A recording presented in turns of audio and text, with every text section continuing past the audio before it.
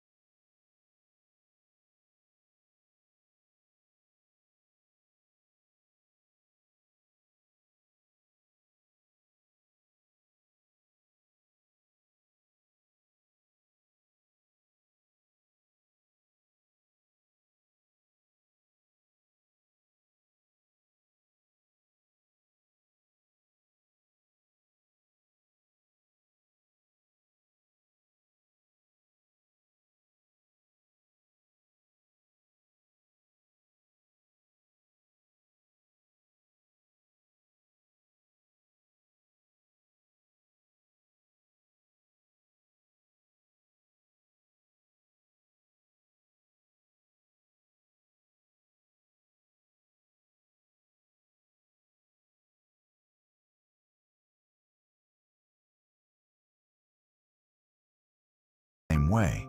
And when it disappears, everything gets heavier. That's not a belief you constructed. It's an observation, accurate for the environment you were in. Your brain stored it the way it stores everything learned early enough, not as an opinion you could later revise, as the background fact of how the world works. Now move forward 15 years.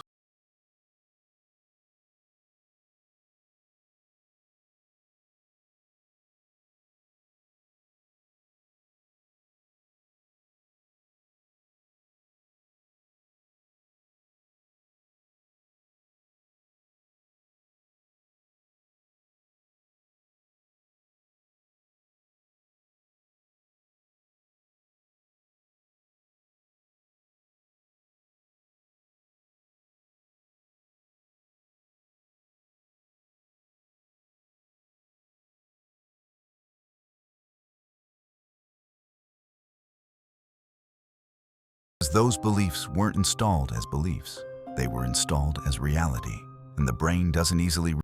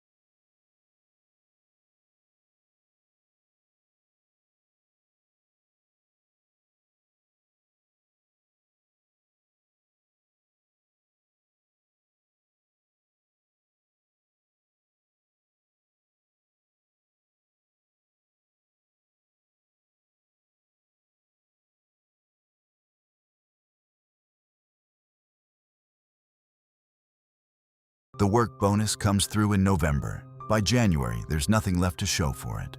From the outside, it looks exactly like the financial behavior you'd expect from someone who never learned to manage money. And that judgment lands hard, because they know it looks that way. They watch themselves do it, and they still couldn't stop. Research published in the Journal of Economic Psychology found a consistent pattern among adults with childhood scarcity histories when they received unexpected money. The researchers called it windfall depletion, but what made the finding interesting was where the money went, not to random impulsive spending, disproportionately to family, to people in their immediate circle who needed something, to things that felt like living rather than like accounting. Klontz documented the script underneath this pattern across thousands of clinical interviews. When money was tight, sharing wasn't generosity in the abstract sense. It was the mechanism that held the group together. It was what the adults around you did with what little they had. It was how love got demonstrated when there was nothing else to demonstrate it with. Holding onto a windfall while people around you have less doesn't feel like smart financial planning. It feels like hoarding something that was never really yours to keep. Now here's the one that confuses them about themselves. They earn more. The number in the account is genuinely different from anything they grew up around, and the anxiety about money is exactly where it was before. Not temporarily, persistently, as if the account balance and the emotional state are running on completely separate tracks. They'll lie awake at 3 in the morning, running numbers that add up fine. They'll check the account balance twice before a purchase they can clearly afford. They'll feel a quiet dread the day before payday, even when there's no actual shortage. From the outside, this looks like ingratitude or an inability to appreciate progress. But they're not ungrateful. They're genuinely confused by it themselves.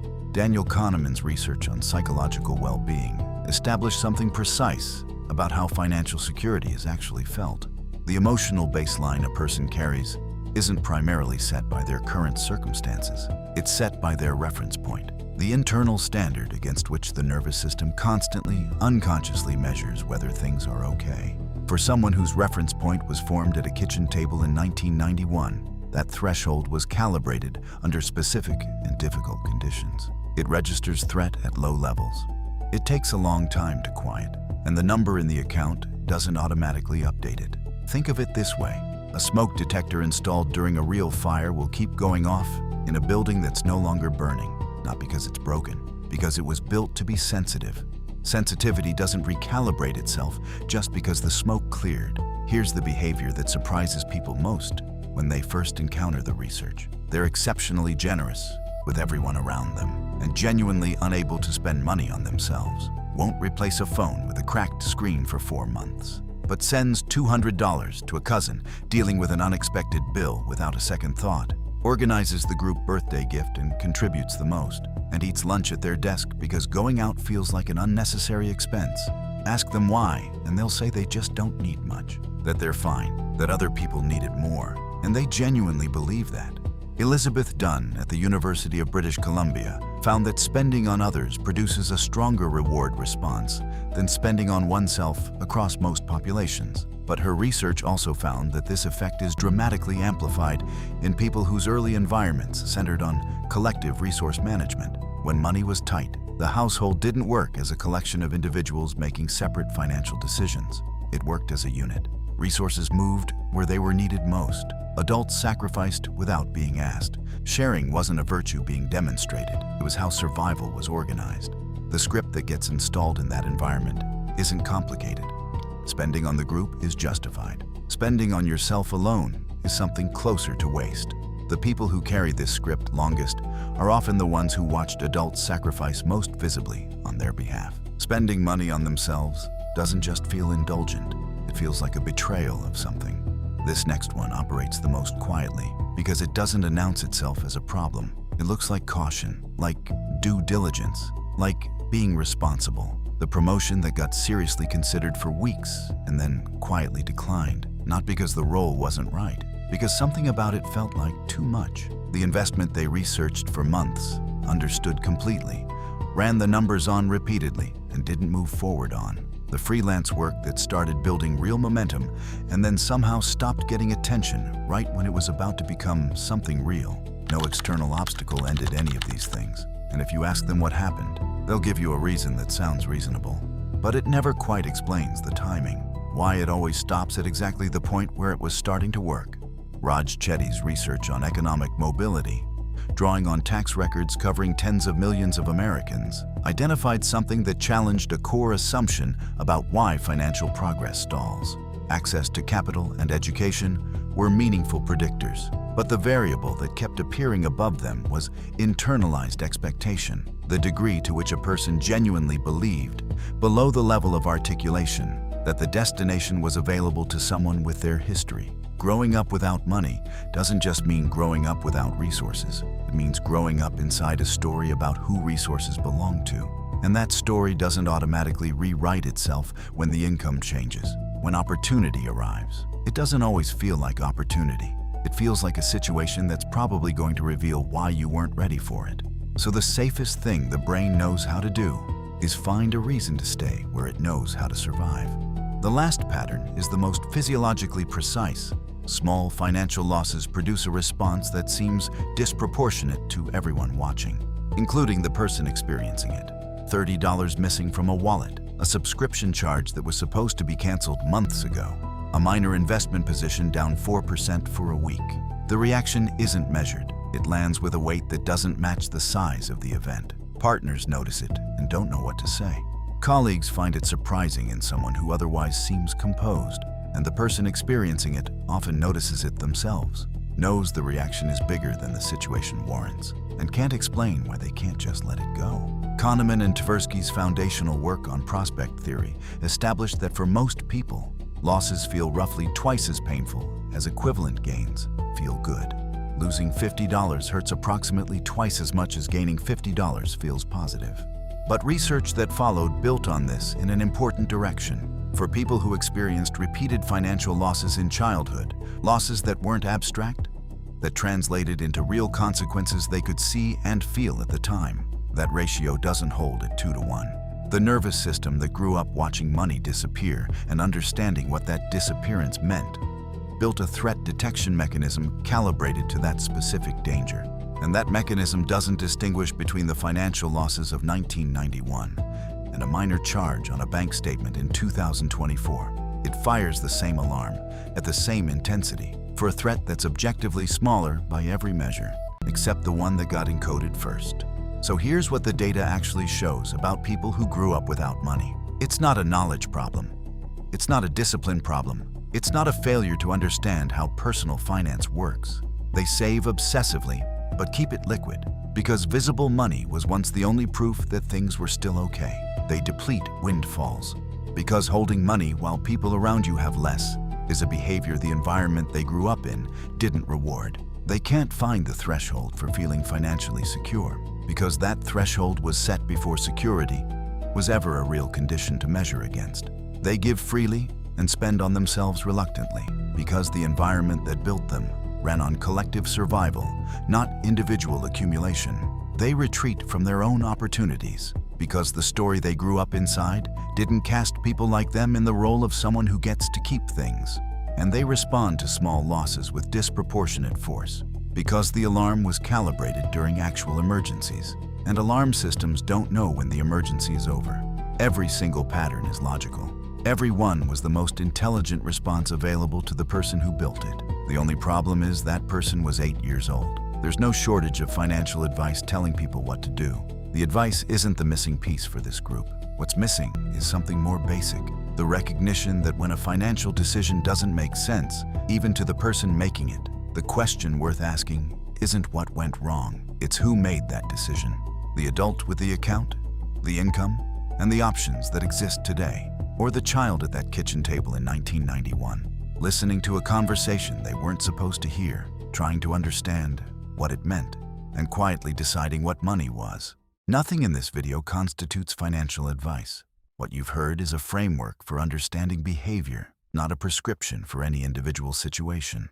Before making financial decisions, consult a qualified professional who understands your specific circumstances. Drop a comment, not a review of the video. Write which of these patterns you recognized, in yourself or in someone you watched growing up. One pattern, one sentence. Because recognition is the thing that has to come before anything else can.